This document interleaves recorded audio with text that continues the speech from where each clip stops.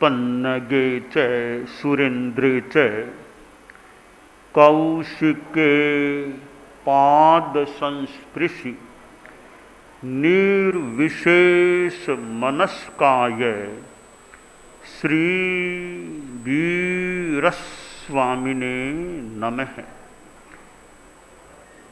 आर्हत वाङ्मय में कहा गया है, आया वयाही चय सो उमल्लम कामे कमाही कमियंखु दुखम छिंदाहि दोषम बिण इज्जरागम एवं सुही हो हिषि संपराय। आदमी सुखी जीवन जीना चाहता है और कई बार सुख की चाह होते हुए भी आदमी की भेंट दुखों से हो जाती है।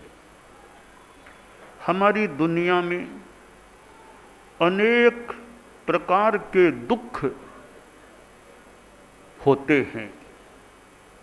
शारीरिक कष्ट दुख भी होते हैं। बुढ़ापा आ जाए और बुढ़ापा पीड़ित करना शुरू कर दे, चलने में दिक्कत, दूसरे का सहारा चाहिए या लाठी आदि का सहारा, और कई बार बहुत ज़्यादा वार्धक्य आने के बाद अपने आप उठना भी मुश्किल हो सकता है। तो वार्धक्य भी दुख बन सकता है। बीमारी भी दुख है। बीमारी शरीर में लग जाती है, दवाइयाँ लेते रहो, वो टेबलेट, वो इंजेक्शन, वो लो, दिन में कई बार दवाइयाँ लेते रहो और काम चलाते रहो। फिर भी दवाइयाँ लेते लेते भी परेशानियाँ शरीर में बीमारी से हो जाए तो ये बीमारी रोग भी एक दुख है। कई बार आदमी मानसिक दुख से आक्रांत हो जाता है। मन में चिंता है, मन में अवसाद, डिप्रेशन और मन के प्रतिकूल काम हो गया तो आदमी दुखी बन जाए। कोई गाली दे दे, अपमान कर दे तो मन में दुख हो जाए। कभी प्रमोशन की आशा थी, प्रमोशन हुआ नहीं तो पदोन्नति के न होने के कारण आदमी दुखी बन जाए। भविष्य की आशंकाएं, भविष्य में मेरा क्या होगा, कौन संभालेगा, तो दुखी हो जाए। आर्थिक कोई घाटा लग जाए तो आदमी दुखी बन जाए। यूँ अनेक रूपों में मानसिक दुख भी हो सकते हैं। तो शारीरिक दुख और मानसिक दुख ये कष्ट हैं, दुख हैं। सारे दुखों के मूल में कार्मण शरीर कर्म है और ये मोहनीय कर्म है जिसके कारण से दुख पैदा हो जाते हैं। शास्त्रकार ने कुछ बातें बताई हैं कि किस प्रकार तुम संसार में सुखी रह सकते हो, उसके लिए कुछ निर्देश दिए हैं। पहली बात कि आया वया ही अपने आप को तपाओ। चाहिए सो मल्लम, सुकुमारता को छोड़ो। आदमी थोड़ा कठोर जीवन जीने का अभ्यासी हो जाए। एक आदमी की वृत्ति है सुविधावाद, सुविधा, वो सुविधा चाहिए, वो सुविधा, वो सुविधा, वो सुविधा।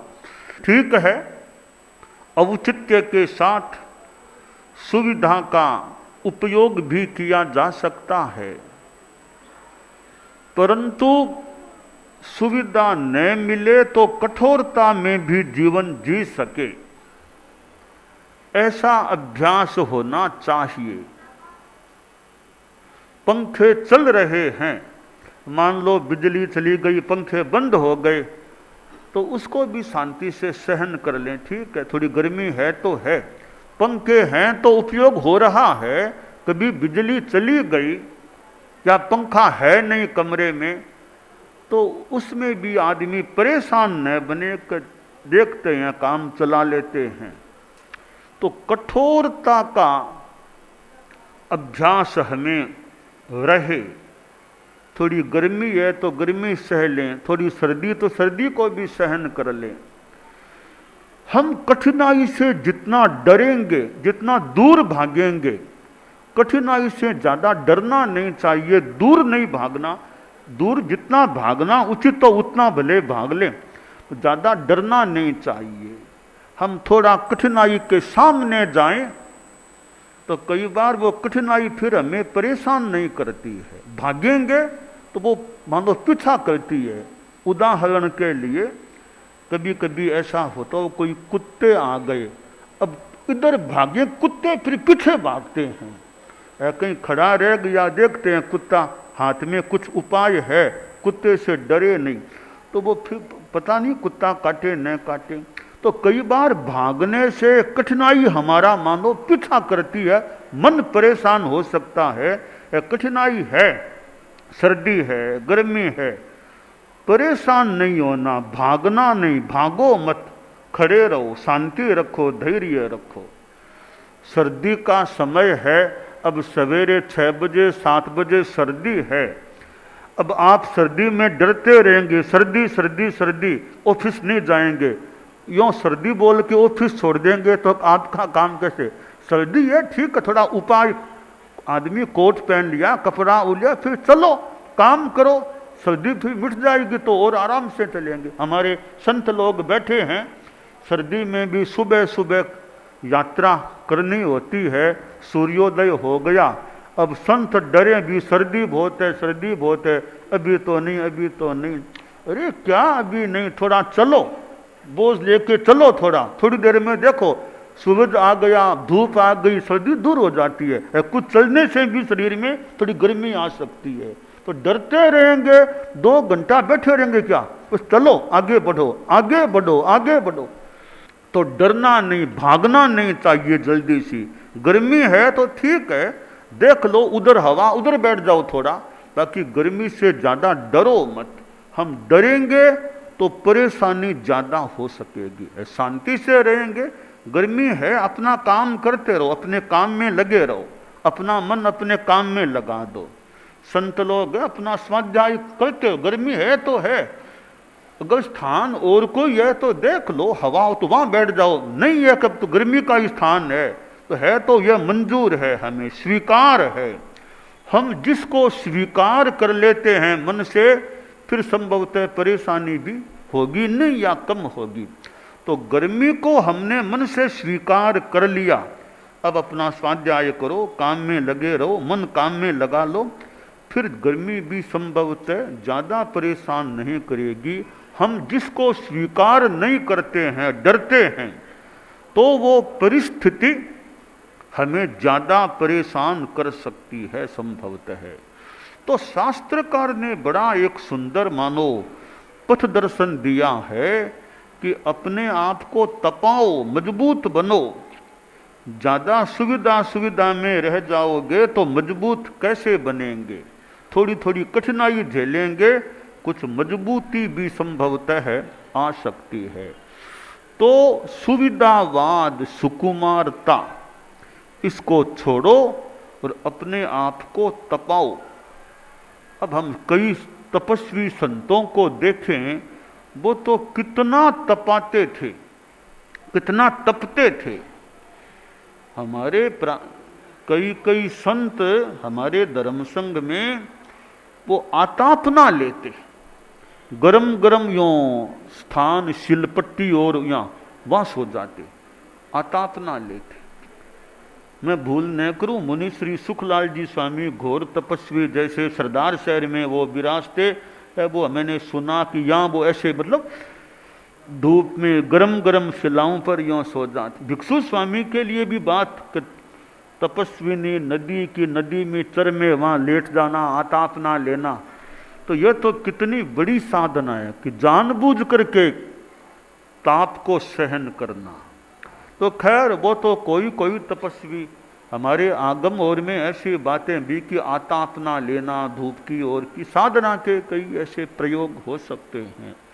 तो अपने आप को तपाना, कठोरता का जीवन जीने का भी एक मादा तैयारी रखना, तो कठोरता का अभ्यास है, फिर वो बाहर की परिस्थिति हमें ज्यादा दुखी नहीं बना पाएगी, हम शांति में रह सकेंगे। अगली बात है कामे कमाही कमियंखु दुखम, कि कामनाओं को छोड़ो। कई बार हमारे मन में जो चाह हो जाती है, भौतिक चाह है, वो पूरी नहीं होती है तो आदमी दुखी बन सकता है। जहां कामना दुख वहां तैयार है। ये भौतिक कामना जितनी ज्यादा हमारे मन में हो जाती है, फिर वो कामना दुख का कारण बन सकती है। इसलिए संतोष में रहो, संतुष्टम, मन को संतुष्ट रखो। तो कामनाओं को हम छोड़ेंगे कि जितना आवश्यक है उतना तो मान लें, अवांछनीय रूप में कामनाएं नहीं होनी चाहिए। एक आदमी सोचता है कि मुझे वो पद मिले, मुझे वो पद, अरे तुम्हें पद क्यों चाहिए? अपना कद ऊंचा करो, अपना कार्य बढ़िया करो, पद मिले न मिले, मिले तो ठीक, न मिले तो ठीक, काम अच्छा करो, योग्यता अच्छी रखो। अब पद की कामना हो गई, अब पद मान लो मिला नहीं है, अब आदमी दुखी बनेगा, रे मुझे नहीं मिला, मुझे वो पद नहीं मिला। ये पद की आकांक्षा भीतर में मजबूत हो गई है, वो पद नहीं मिलेगा तो आदमी दुखी बन सकेगा। पद आए जाए भले, तनिक न रखो लगाव, संत सतयुगी जो सहज गण में बढ़े प्रभाव। हमारे धर्म संघ के मुनिश्री खेत सिंह जी स्वामी थे, आचार्य भिक्षु के समय दीक्षित हुए थे। इतिहास बताता है उनको एक प्रकार से उनके नाम उत्तराधिकारी के रूप में उनका नाम भी आ गया था। नंबर 1 में उनका नाम था, नंबर 2 में रायचंद जी स्वामी का। बाद में आचार्य श्री भारमल जी स्वामी ने उनका नाम हटा दिया, खेत श्री स्वामी का नाम हटा दिया। तो नाम हटा दिया कोई बात नहीं, वरना नाम आ जाए कोई हटा दे, थोड़ा मन में फीलिंग निश्चय में केवली जाने उनके मन में फीलिंग हुई कि नहीं हुई, पर व्यवहार में एक अच्छा परिचय दिया ऐसा बताया जाता है। तो ये आकांक्षा, लालसा, कामना वो भीतर में होती है तो वो दुख का एक बड़ा कारण है। इसलिए शास्त्रकार ने कहा कामों का अतिक्रमण करो, दुख भी अतिक्रांत हो जाएगा। आगे बताया छिंदा ही दोषम, द्वेष को छिन्न करो, द्वेष भाव नहीं रखना। आदमी के मन में ईर्ष्या की भावना भी आ सकती है कि उसको मिल गया मुझे नहीं मिला, वो उसको मिल गया और मुझे नहीं मिला तब दुख हो रहा है, उसको नहीं मिलता तो इतना दुख नहीं, उसको मिला और मुझे नहीं मिला, इस बात का दुख हो जाता है। देखिए दूसरे को सुखी देख करके हमें दुखी नहीं बनना चाहिए, दूसरे को सुखी देख करके हमें दुखी नहीं बनना चाहिए, और दूसरे को दुखी देख करके हमें सुखी नहीं बनना चाहिए। यानी ईर्ष्या, दूसरा सुखी है, दूसरे ने विकास कर लिया, इसलिए हम दुखी बन गए रे, वो क्यों इतना आगे बढ़ गया, उसको क्यों इतना मिल गया। दूसरे को सुखी देख करके हमें दुखी कभी नहीं बनना। ठीक है, मिल गया उसका अपना भाग्य होगा, मैं दुखी क्यों बनूं। दूसरा कोई दुख में आ गया, किसी के घाटा लग गया व्यापार में, तो दूसरा खुशियां क्यों मनाए, उसके घाटा लगा तो तुम खुशी किस बात की करते हो।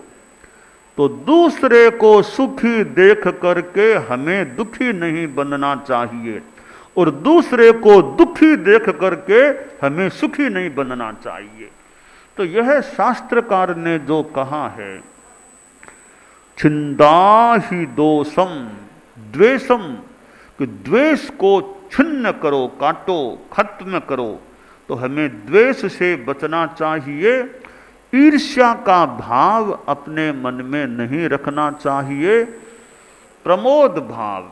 दूसरा गुणवान आदमी है भी, इसमें यह विशेषता, इसमें यह विशेषता, बहुत अच्छी बात है, बड़ा विशेषताओं वाला आदमी है, मैं भी अपनी विशेषताओं को, यानी मेरे जीवन में भी विशेषताएं बढ़े।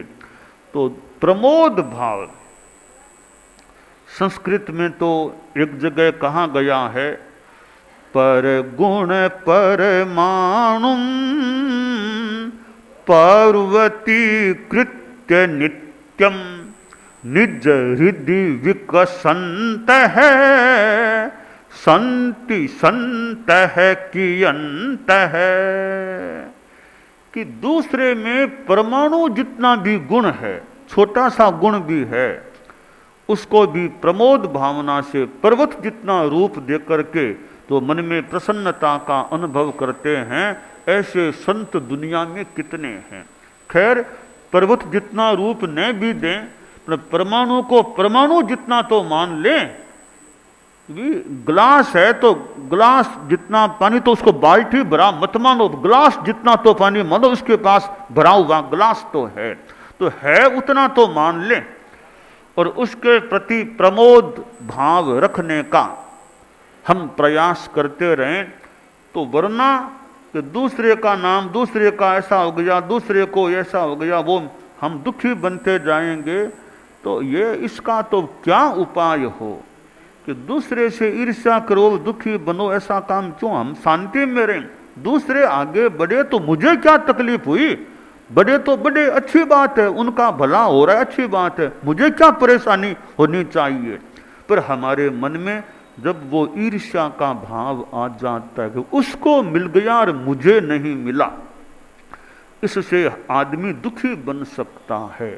तो शास्त्रकार ने कहा, ये द्वेष भाव को छोड़ो और बिन इज्ज रागम, राग भाव का विनयन करो, राग भाव को दूर करो।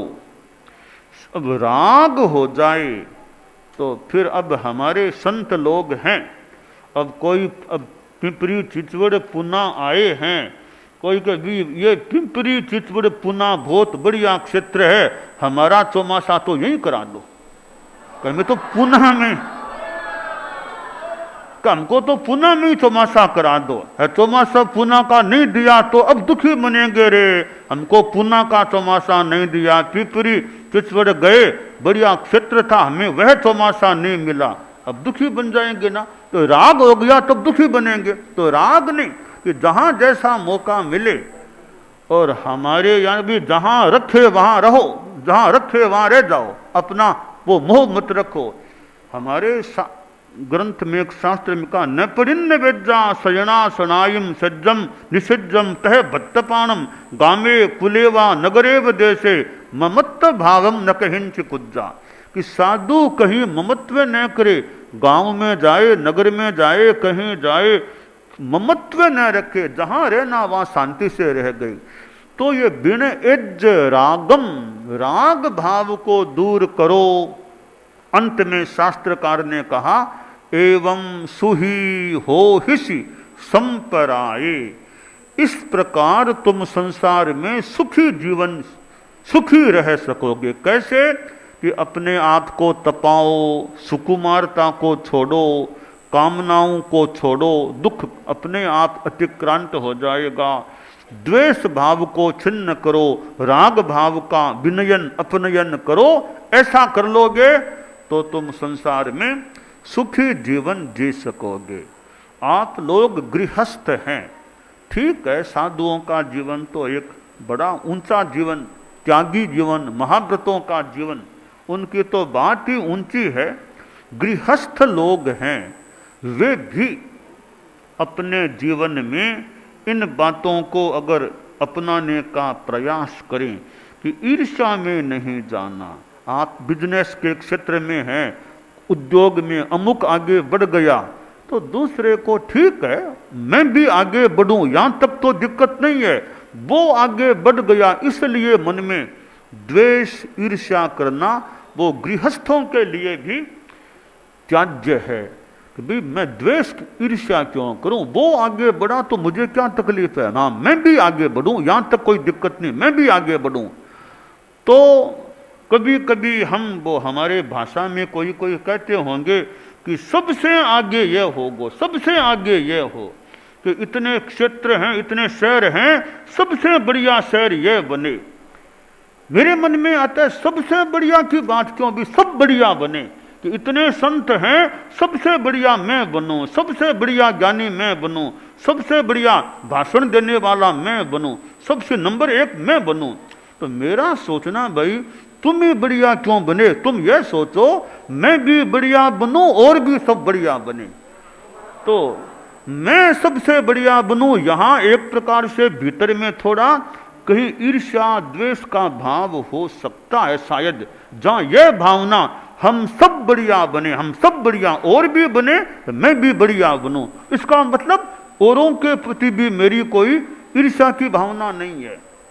तो ये हम सूक्ष्मता में जाते हैं कि हमारे मन में ईर्ष्या नहीं कि मैं सबसे नंबर 1 का बनूं, तुम बहुत बढ़िया बनो पर और भी नंबर 1 में बने, सबसे आगे मैं रहूं, ये नहीं, सब आगे बढ़े, हम सब आगे बढ़े, सब आगे बढ़ो, सबके लिए मैदान है, सब दौड़ लगाओ, आकाश में उड़ो, धरती पर दौड़ो विकास की दृष्टि से। यह हमारी भावना एक अच्छी भावना है, मैं ही आगे बढ़ूं, मैं नंबर 1 पर, बाकी सब पीछे, यहां द्वेष और ईर्ष्या की भावना हो सकती है।